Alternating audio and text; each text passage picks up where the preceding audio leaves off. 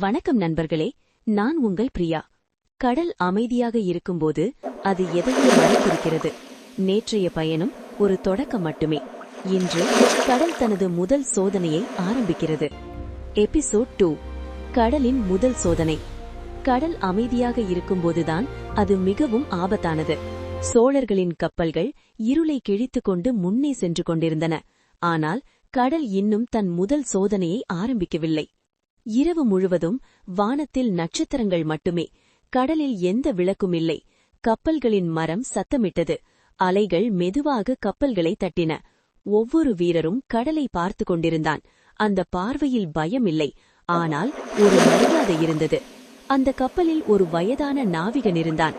அவன் பல கடல்களை பார்த்தவன், பல புயல்களை கடந்தவன். அவன் திடீரென சொன்னான், இந்த அமைதி நல்ல அறிகுறியில்லை. அனைவரும் அமைதியானார்கள். காற்றின் திசை மாறியது. அலைகள் மெதுவாக உயர்ந்தன. கடல் பேச ஆரம்பித்தது. ஒரே நிமிடத்தில் வானம் இருண்டது. காற்று சீறியது. கப்பல்கள் ஆடின. அலைகள் கப்பல்களின் மேல் மோதின. மின்னல் வானத்தை கிழித்தது. ஆனால் ஒரு குரல் மட்டும் அந்த சத்தங்களை மிஞ்சியது. பயப்படாதீர்கள், இது நம்முடைய கடல். அது ஒரு சோழ வீரனின் குரல். வீரர்கள் கயிறுகளை பிடித்தார்கள், பாய்களை கட்டினார்கள், கப்பல்களை நேராக வைத்தார்கள். அது ஒரு போர்.